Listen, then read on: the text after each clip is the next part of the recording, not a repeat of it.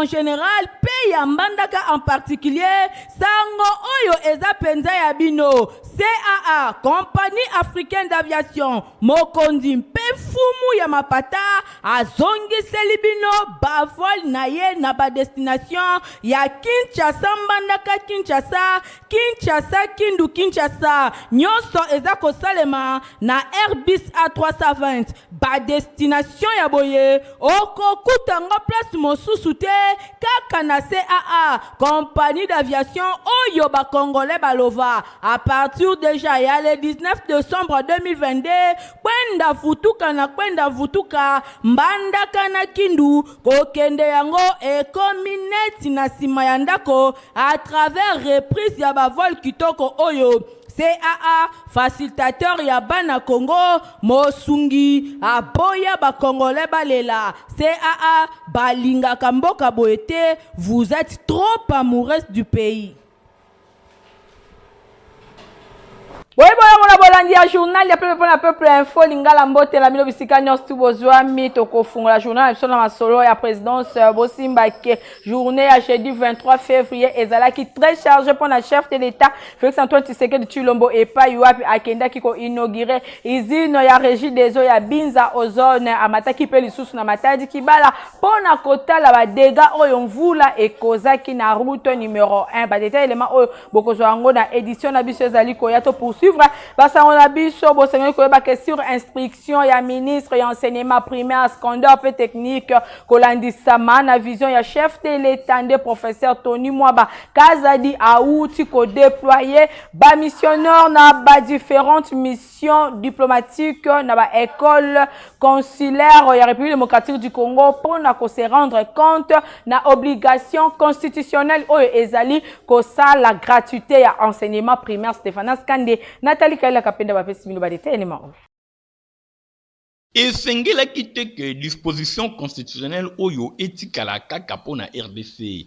Professeur Tony Mwaba a mimi yango tina ba pays nyonso oyo organisaka ba école consulaire bato saka programme ya mboka ezalika ya Angola wapi pai professeur Pascal Mouteba coordonnateur ya cellule ya expert auti ko conduire délégation ya ba cadre ya Dinacop pour non seulement batala application ba mesure kasi surtout ba pesa ba instruction ya haute hiérarchie oyo eko souffrir na mise en œuvre nango alors que enseignement primaire et secondaire atakutu ezali na constitution oyo ezali kolobela gratuité etikali pe vision phare ya chef de l'état Félix Antoine Tshisekedi Tshilombo après retour na ye na Genève na Suisse wapi pai apointaki Rwanda misapi lokola pays oyo ezali ko déstabiliser éducation na partie est ya RDC. Tony Mwaba azali kozela kaka application ya ba mesure na ba école consulaire nyonso primaire ya ressort public. Après awa na Angola, même mission bako kende lisusu na Burundi, Rwanda, Tanzanie, Guinée-Conakry, Sénégal, Cameroun, Burkina Faso, totanga kaka bango wana pona kolobake ba pays nyonso wapi pai ba école consulaire ezali organisée. Nasola Seni Bosimba ke président ya commission électorale nationale indépendante mwana mboka Denis Kadima Kazadi asalaki mercredi 22 février 2023 et l'équipe échange na madame Bestine Kazadi représentante personnelle ya chef de l'état na organisation internationale ya francophonie. Encore une fois de plus Nathalie Kaila Stéphane Skande. Évolution ya processus électoral en cours nde esali bokutani entre président Denis Kadima Seni pe madame Bestine Kazadi oyo azali représentante personnelle ya chef de l'état na organisation internationale ya francophonie na qualité na ngai ya représentante personnelle ya chef de l'état na organisation internationale ya francophonie OIF na sali ba volet diplomatique ebele pe coopération notamment oyo ezali lié na aspect politique pe ya gouvernance démocratique na cadre ya stratégie ya OIF 2023-2030 bazali na ambition ya ko créer espace ya paix pe ya stabilité.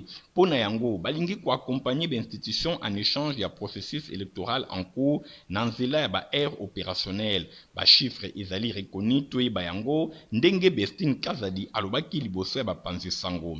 Lelo ezali bokutani ya liboso na président ya CENI Denis Kadima ezalaki question ya ko recueillir information sur déroulement ya ba différentes étapes na kotala calendrier électoral. Bestine Kazadi atalisaki pe lisusu ke OIF na bambula eleki ba proposaka ba expert na bango na RDC à travers observateurs internationaux oyo bayaka pour na auditer processus électoral. Tozali ouvert na collaboration entre CENI na bureau ya représentante ya chef de l'État pour na aider na niveau diplomatique processus électoral na RDC eye banape ezala explicité boye transparence ezala po yango ezali volonté ya chef de l'État Félix Antoine Tshisekedi. Parti politique Autre Vision du Congo, AVC Namokuse est commis désormais AVC et allié annonce et Salemaki et pas ya président interfédéral ya AVC pour la ville province ya Kinshasa Zalibon honorable Nero Mbumumu Bweba Keni réunion oyo a président ki yango weekend eleki na siège ya parti na bango kuna na commune ya Kasavubu hérité mapinde miazaki simasima na compte ya info Lingala. Parti politique Autre Vision du Congo, AVC Namokuse est commis désormais Autre Vision du Congo et allié AVCA. Annonce Oyo et Salemaki et paye à président interfédéral. Il y a formation politique Oyo pour la ville ya Kinshasa. Honorable Nero Mbungu et Zalaki Bongo na réunion Oyo a présidaki samedi 18 février na siège national ya parti kuna na commune ya Kasavubu. Rencontre Oyo et connaîtra qui paie présence ya président interfédéral adjoint Fidèle Muzembe, ba coordonnateur fédéraux, pe ba président ya ba différentes ligues, pe ba formation politique et longona excellence, pe ba différentes formations politiques katina yango du Debudumbu Oyo azali autorité morale. Puis numéro 1, il y a AVC. Bosimbake numéro 1, il y a Interfédération, il y a Ville, il y a Kinshasa. Pour na AVC, a profité qui na occasion Oyo, pour na annoncer quelques stratégies Oyo ezali nécessaires. Yango et Kukembi sa activité ya parti na Ville, il y a Kinshasa. En quoi pour na kondima honorable Nero Mbungu l'activité ya parti ezali tango oyo focalisé na ba opération ya enrôlement pe ya identification ya électeurs pour na ba élection oyo ezali ko salema na décembre 2023 na République démocratique du Congo. Honorable Nero Mbungu alobelaki pe ba préparatif ya ba activité sportive na niveau ya interfédération ya Kinshasa. Réunion Oyo ezalaki bongo opportunité pour la délégation nyonso ba déposer pe ba rapport ya ba activité na bango. Na rubrique na biso ya santé journal ya peuple pour la peuple lelo meki moi moke kolobela bino ba bien fait ya concombre. Concombre ezali légume moko rafraîchissant oyo eregorgeaka vitamine pe minéraux essentiels na bon fonctionnement ya organisme jinango à 96% eza na ba vertu diurétique pe drainante eza na fibre concombre et participaka na bon fonctionnement ya transit intestinal na oyo etali ba bienfait ya concombre bosimba ke concombre eza légume vert oyo eza renfermé na cucurbitacine na ba propriété anticancéreuse grâce na antioxydant oyo eza nango concombre eza astuce ya makasi pona ko perdre poids po eza na 96% ya mai pe pauvre na calories. Concombre écartaka ba maladie cardiovasculaire po eza na fibre magnésium pe potassium. Trio de choc oyo eza très efficace po diminuaka pression artérielle. Kolia concombre cru na posonango et apportaka peroxydance oyo et réduisaka cholestérol na oyo etali cosmétique bosimba ke concombre consommation nango ekolisaka suki eliminaka teint surtout soki osangisi yango na yaourt nature opakoli yango pendant 20 minutes okokoma na teint moko uniforme pe efongolaka bapor. Concombre eza calmant naturel esilisaka stress esilisaka solo ya monoko to mauvaise haleine. Il suffit appliquer yango pendant 30 secondes na monoko esilisaka estomac elongolaka barite esilisaka trouble digestif mingi kolia yango na poso na yango po eza na pepsine oyo efacilitaka digestion. Concombre eza légume moko malamu oyo ekoki soko mokete kozangaka na bakuisine na bino po eza malamu po na loposo motema pe estomac na bino. Na cadre ya 30 ans ya société ya aviation CAA oyo ezali composé na 99% ya ba congolais info lingala lelo emeki ko présenter bino ba cadre pe ba directeur oyo baza ko constituer compagnie africaine d'aviation CAA boso mona micro ya Micho Olenga Kunga. Batebele balobaka ke ba congolais devant Mbongo bazali capable ya manifester ba anti-valeur ebele. Kasi affirmation oyo ezali contredit na CAA po ba blatinaire en tout cas bazali kopesa confiance na congolais pe mingi penza na mwasi congolaise. Totala bongo na domaine ya caisse. Tozali bongo na mama Ambroisie Ifili oyo azali bongo caissière na cargo ye azali bongo 13 ans na même poste oyo ezali ko démontrer que ba blatinaire en tout cas ba pesier confiance pour que asala musane na ndenge ya malamu. Koti na compagnie oyo na 2009 na sali 13 ans. Soki na wumeli na caisse pendant 13 ans ezali nde kozala bosembo. Il faut kozala bosembo na caisse, il faut kozala sérieux na caisse. Il faut kozala honnête na caisse. Il faut kozala pe na rapidité na caisse. Ba client ba koye belé, ba mususu balingi bafuta, ba mususu balingi basala boye, ba mususu bazoloba loba, yo si il faut kozala maîtrise mingi na caisse. Parce que so ozana maîtrise te, ozali likolo, moyen on fonctionner bien na caisse ezate. So il faut oza mutema, munene te, oza mutema mutema mbangu mutema ya kolinga te kozangisa eloko oya kosala mabe na caisse okoko zangisa ata mbongo me mbongo wana eza yo te mbongo eza compagnie yo zanga me mbongo ya compagnie pesa. CAA bandi muke lelo azali parmi ba société en minene ya RDC. Kasi lolenge nini CAA a évolué na secteur ya comptabilité pe ya caisse. Bon tango biso to bandaki na caisse musala ezalaki mingi ndenge ezali lelo te. Tango to bandaki na système moko ya Unix musala ezalaki na C ngape na bandoke na caisse centrale te.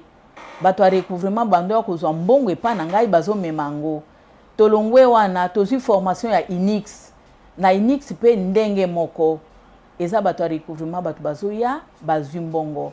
Mais tango tozi susu formation mususu professeur mususu mutu mususu awiti il Maurice aye ko lakisa biso monsieur Laurent aye ko lakisa biso ndenge ni na ko saila margot système échangé fret pe eye belé ba client pe ba ye ebele po ba avion pe eye ebele.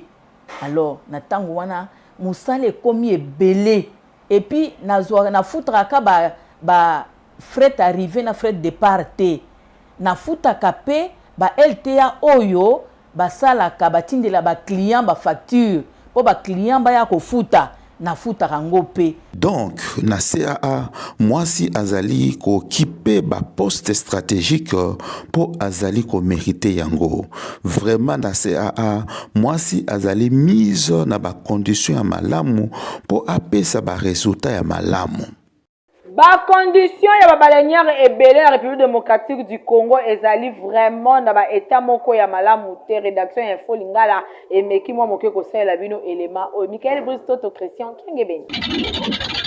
Na ba République démocratique du Congo oyo soki nanu voyage na yote kokanisa kutu te ke esi osilisi komona po moko elekaka na Congo ezande suka na bimangu balenya oyo boza komona boye babengaka yango dakadaka kasi okokamwa pe okotuna ngai po na nini dakadaka kombo yango neti lipasa ya mashini madoda papier yokana nuson oyo. Omoni esika kombo ya dakadaka euta son ya moteur nango soki eza kotambola esalaka kaka dakadaka oza awa na province ya Mai Ndombe dakadaka ezokende nyoki bozwa sikoyo bakondition engaye oyo eza kosenga tola musa ya Marie Misamu abelela yeso ywe po kedi na kedi tala moteur etambolaka en grande partie na mai basokaka yango nde mai nesika ndenge misusu ezwaka mazout to pe essence yango nde mai elekaka wa mingi modele baza kosoka yango mai pardon chamo amela na ye mai me ya kosa banzete oyo esangana na mabende boye baza kosalisa mouvement ya yaka boye zonga telemisa moke ningisa kuna nde yango gouverner to volant nango sikoyo tala commandant de bord yeyo avandi na fenêtre ye miso ezalaka se libanda kasi maboko abalolaka ya gouverner na kati botala singa ona fenêtre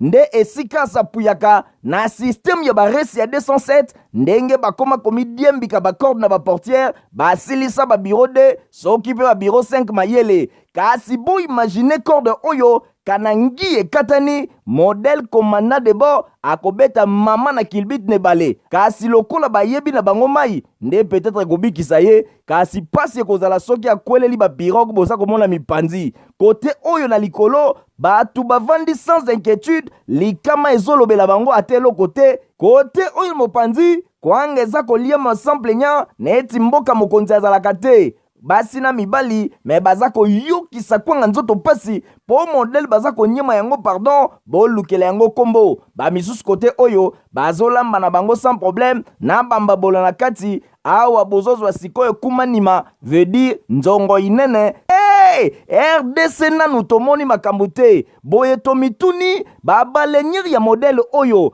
nani yango apesaka yango nzela etambola tranquillement na babibale boye ata condition moko ya kovoyage ne bale eza kutu rempli awa te tokamwe modele bato oyo basakanaka na bavi ya bato lelo na République démocratique du Congo baaccident ya bibale ekoma neti je moke soki tolobi tokonte nombre ya bato esi bakufi na bamasuwa na bibale tokosilisa kotanga ntina 2023 jour ya baélection po baleki tellement ebele tosengisi na tata ministre ya transport pe baautorité maritime balamuka pe batala na lombango situation oyo ndenge population baza kokufa na bamasuwa ezanga ntina boye eza kotambola bibale po bozwa nanu balenyere ya boye dakadaka etonda se bachevron na batol epanzalela bino na kati ebale bino nyonso mitrai.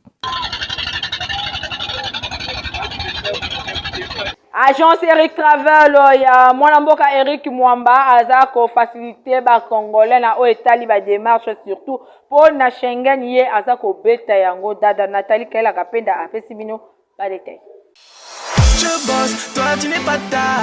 basalasala na bango masolo ya voyage bondimelanga oyo agence Eric Travel azali kosala bolukela yango kombo po na agence Eric Travel na mwana mboka Eric Mwamba bazomema bango likolo awa masolo ya voyage balobelaka yango lisusu te. Picture perfect, you don't need no filter. Go just make them drop dead, you a killer. Shower you with all my attention. Yeah, these are my only intentions. Agence Eric Travel baza kosunga yo na ba démarche na yo po ozwa visa Schengen na prix moko ya muke okoti na mboka ya France, Angleterre, Belgique pe bongo na bongo. Agence Eric Travel epai na bango prise en charge eza vraiment rassuré. Ya koloba ezalaka lisusu te. Famille d'accueil eza wana pona bato oyo bazangi esika ya kovanda. Na agence Eric Travel esili te awa basungaka bato pe pona kokende na États-Unis d'Amérique, na Canada pe bongo na bongo. Yo olingi okende na Dubai awa pe prix ezalaka bongo muke, masolo eza carré. Na agence Eric Travel baza kosunga bato oyo nyonso balingi pe kokende na mboka ya Afrique, Tunisie, Afrique du Sud, Maroc, Égypte pe bongo na bongo. Tunanga nini agence Eric Travel ezwami bongo na 11e rue Limete mosika te na INPP. Yo ovandi na Tchangu, agence Eric Travel eza en face ya entrée Kimbuta. Bato ya funa agence Eric Travel okozwa yango na arrêt Kingabwa pene ya commissariat ya la police. Bongo bino bato ya Lukunga na Kitambo magasin côté ya entrée Facebook pe WhatsApp. Eric Travel bozala na mbangu sino te bakomema bino likolo bokomela pema nyonso eza assuré. Mon son provoque la fonce des. Je côtoie des gens. Na sport bosimba ke weekend oyo ekozala bongo très décisif pour na oyo etali ba club congolais au total 4 oyo baza ko engagé na Ligue de Champions pe na Coupe ya Confédération Héritier Mapinde mi ameki kolobela ba chance na bango.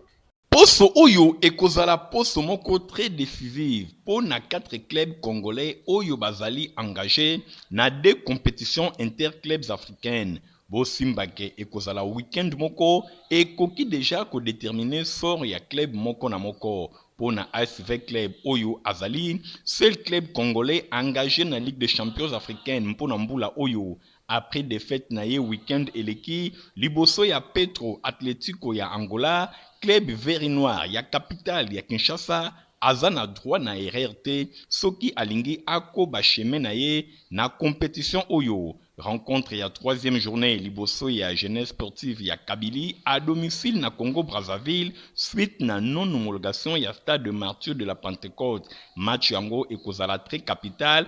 ASV Club esengeli a gagné pour na se maintenir na compétition oyo. Bosimba ke prochain match avec club ezali bongo contre JSK ya Kabili samedi 25 février 2023 na 14h na stade Alphonse Massamba Deba ya Brazzaville. Pour na oyo etali classement après 2 journées, Petro Atlético ya Angola aza premier avec 4 points, JSK ya Kabili deuxième 4 points, Wydad Atlético ya Casablanca ya Maroc 0 points, PSV Club 0 points. Boye pour na oyo etali coupe ya Confédération, Daring Club Motema Pembe après 2 points na ye na 2 matchs suite na 2 matchs nuls oyo asalaki contre ASEC Mimosa ya Côte d'Ivoire pe Diable Noir ya Congo Brazzaville week-end eleki na coupe ya Confédération. Daring Club Motema Pembe aza na besoin ya victoire pour na ko se replacer na bataille. En cas ya défaite ekozala bongo compliqué pour na équipe ya Daring Club Motema Pembe. Prochain match ya 2MP ezali bongo contre River United FC dimanche 26 février 2023 na ngonga ya 20h na stade ya 11 novembre ya Luanda kuna na Angola. Pona oyo etali classement pour na groupe B, Diable Noir ya Congo Brazzaville aza na première position avec 4 points, River United FC ya Nigeria deuxième 3 points, Daring Club Motema Pembe troisième avec 2 points, ASEC Mimosa ya Côte d'Ivoire 0 points. Pona oyo etali FC Saint-Eloi Popo avec 0 points après 2 défaites na coupe ya Confédération, ba cheminons et sengeli ba gagner prochain match na bango. Au cas contraire, tâche et kokoma toujours très difficile. Prochain match ya FC Saint-Eloi Lupopo et kozala bongo na Al Akdar bukolo ya dimanche 26 février 2023 na ngonga ya 14h na stade Levi Mwanawasa kuna na mboka Zambie. Pona oyo etali classement pona groupe A ya coupe ya Confédération, Marumo Galante aza premier avec 6 points, ISMA ya Algérie aza na 4 points deuxième position, Al-Aqda a na 3e position avec 1 point. Saint-Éloi Lupopo a clôturé avec 0 point. Pour na oyo etali tout puissant Mazembe, boy na victoire na moko à domicile pe défaite moko na Tanzanie. TP Mazembe azali nanu envie pambate et singeli a gagné match na ezali koya pour na ko se relancer pe ko se repositionner. Match nil et kozala pe trop catastrophique te pour na équipe ya tout puissant Mazembe en cas ya ko gagner te. Boy victoire ne et kozala vraiment garantie. Prochain match ya tout puissant Mazembe ezali contre IS Monastir dimanche 26 février 2023 na 14h na stade Kamalondo ya Lubumbashi. Pour na oyo etali classement pour na groupe D ya coupe ya confédération, équipe ya US Monastir a na première position avec 4 points, Young Africa ya Tanzanie deuxième avec 3 points, tout puissant Mazembe troisième avec 3 points, AS Real ya Bamako a clôturé avec 1 point. Tâche et kozala bongo difficile kasi eloko moko ezali nanu perdite. Il suffit ko s'appliquer na ndenge ya malamu, kozala décisif pe discipliné, makambo ekoki kotambola malamu. Bonne chance na ba club ya République démocratique du Congo. Protiva pezali potopoto ya kitoko équipé agité ozala mokolo tomo la bino nyos tu bosengeli komela yango. Nathalie Kaila Stéphane Skande. Yena zoko ya bien. Bébé pro azoko ya bien po ayeka Protiva. Bongo bébé ni pipi. C'est etumbana pota pota. Ndeko na malika mimi mwa ezole la makasi bo ezolo kanti na balabala. Yeka boy alia na pasi mwana oyo. Mwana ko alia la pasi te est-ce que biloko azolia oyo azosepela nango? Tala bébé pro ye alia kaka Protiva. Bandiku naza kupesa bino Jean-Pierre ya mwana oyo. Bébé pro banda kuma kuria alia kaka Protiva. Butala ekole linai. Protiva kitoko na miso elengi na munoko misala na nzitu ya bana. Pona société ya santé ya bana esengeli baliaka potopoto Protiva. Tala lelo yo bébé pro akoni malamu po aliaka potopoto Protiva. Bina kuna chimakate. Aha! Bitso nyoso toko bina dansa ba bébé. Toke baya bayi yango chante kitoko ntoto makachi. Mboka mobimba echita yingi yo. Ha! Protiva potopoto kitoko pona ba bébé pro. Journal ya pepe pona pepe yangoyo ekomi na suka. Merci mingi na Jadine oyo akumbelaki édition na sima caméra. Tozaki bongo la Igor Ntingi montage sima maki na Christian Kengebeni pe Pitou Mons ya journal ya pepe pona pepe ezaki supervisé et pas ya héritier mapine pe coordonné et pas ya Stéphane Skande bandeko. Botika malam, au revoir. Eye lisusu bana Équateur Mambenga en général pe ya Mbandaka en particulier sango oyo eza penza ya bino CAA Compagnie Africaine d'Aviation mokondi mpe fumu ya mapata azongiseli bino bavol na ye na ba destination ya Kinshasa Mbandaka Kinshasa Kinshasa Kindu Kinshasa nyonso eza kosalema na Airbus A320 ba destination ya boye okokutanga place mosusu te kaka na CAA Compagnie d'Aviation oyo ba Congolais balova à partir déjà ya le 19 décembre 2022 kwenda futuka Mbandaka na Kindu kokende yango ekomi neti na sima ya ndako à travers reprise ya ba vol kitoko oyo CAA facilitateur ya bana Congo mosungi aboya ba Congolais balela CAA balinga kamboka boete vous êtes trop amoureux du pays.